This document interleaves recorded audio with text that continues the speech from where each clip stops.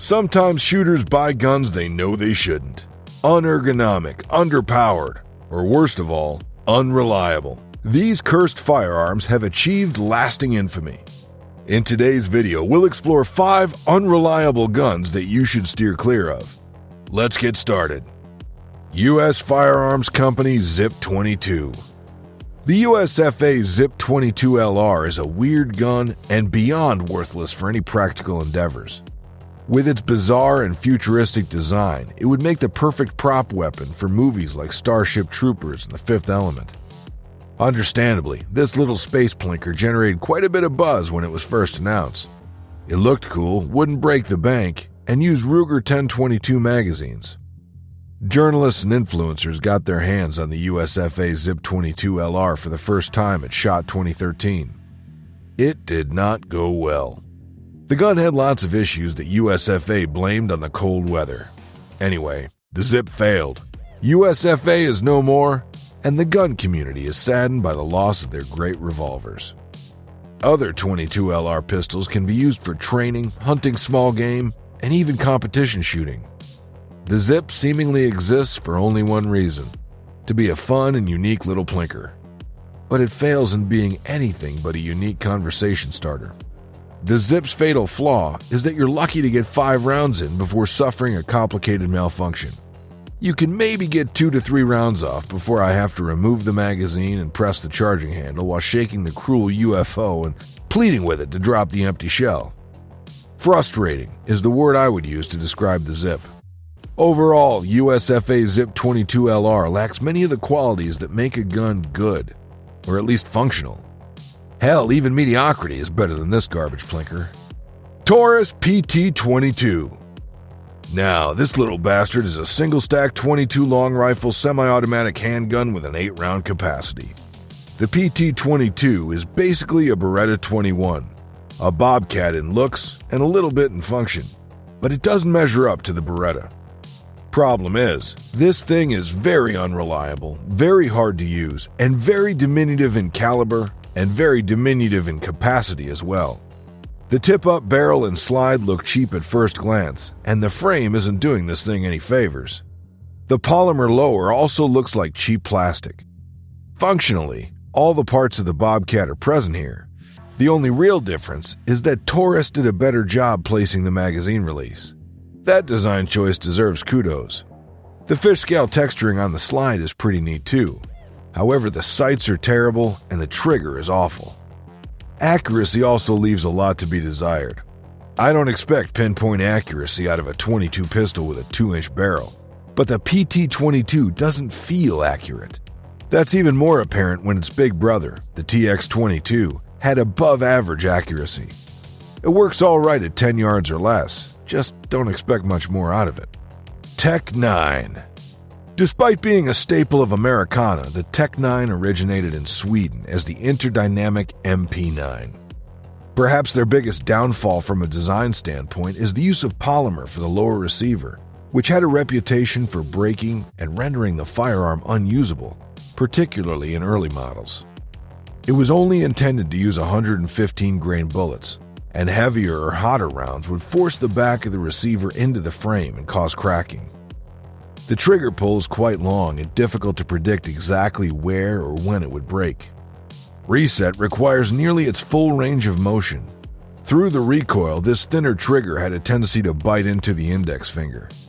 Accuracy is uninspiring due to both the weapon's disproportionate amount of recoil and crude stamped sights. With the blowback design and heavy top end, the Tech loves to jump backward under recoil, but doesn't like to return to target. The metal has an unattractive but durable Parkerized finish, and the whole gun looks rudimentary. Clearly, this gun is a novelty range toy, nothing else. There's a surprising collector interest due to the novelty factor, but no collectability could convince me to put up with its lackluster performance. If you're looking for a self-defense handgun with a high-capacity magazine, pick up a Glock and some 33-round magazines. Remington RP9. Plainly put, the RP9, it's a full-size 9mm polymer handgun. There are many like it out there, and really, it should have come as no surprise that Remington wanted a piece of the polymer-based striker fired action. Its barrel is made of stainless steel and it's coated in a substance resistant to corrosion. The slide is also protected in the same way. The gun comes with 3 interchangeable back straps, and coupled with the lack of grooves, this means that pretty much everyone and anyone will be able to hold this gun and get a nice grip on it. And speaking of a good grip, the gun is essentially ambidextrous. However, within a few months of its release, consumers began to complain about the RP9. The first problem which was discussed was that the gun exhibited issues with the slide release. It would sometimes malfunction, and the slide release would not, in fact, release the slide. The second, and perhaps more serious issue, was that rounds would get caught in a space at the edge of the feed ramp, causing the gun to jam. Remington did not issue a recall, but it's probably addressed the complaints of individual customers. I feel that there's a chance that Remington lowered the bar for this one, in a haste to get it done. Remington's customer service has always been helpful, but honestly, for a company with such a proud history and reputable name, I'd expect more of them. Century Ultra 87. The world of knockoff pieces from China is diverse and profound. In every case, without exception, the knockoff is something that looks and maybe acts like the real thing. It's close enough, but the lesser cost comes in materials and construction that can make premium items, or even regular selling pedestrian items, what they are as a branded product. So it is with this Ultra 87 shotgun from Century. The 870 Remington that it carelessly copies is a wonderful and ubiquitous tool used by many for target shooting, clays, hunting, and home defense. But, unlike the Remington 870, the Ultra 87 is not a quality firearm. It's a cheap imitation of a quality firearm. The good and bad news is that you can fix it with Remington parts.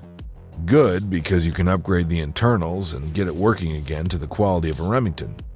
Bad because after you spend $150 or so on parts, you have the same or more money in a Century arm shotgun that you would have spent if you just purchased the Remington from the start. Save your pennies and get a real product from a manufacturer with a good reputation.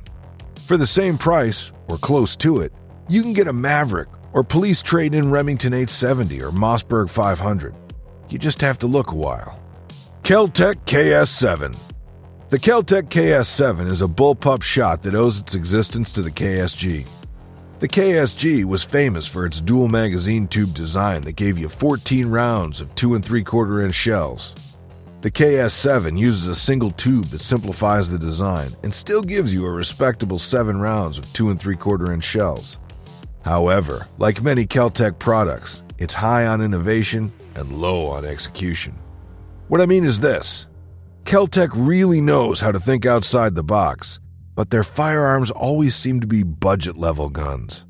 The plastic on the KS7, of which much of it is, feels cheap. The trigger is okay. It feels mushy and plastic, but it's not terrible. Just not great. This shotgun is also very light, so you'll feel every bit of recoil from every round you'll fire. With hot ammo, this little shotgun kicks like a mule. I can say with full confidence that anyone who owns a KS7 should put a soft butt pad on it to mitigate the stiff recoil impulse. The pad present on this shotgun is hard as a rock. You might consider the KS7 for its small and lightweight configuration, which makes it a very wieldy, easy to carry, easy to maneuver firearm. At just over 26 inches long and 6 pounds, it's easy to hold, easy to pack, and unlike the KSG, simple to use. However, due to its stout recoil and some reliability issues, I wouldn't recommend it for home defense.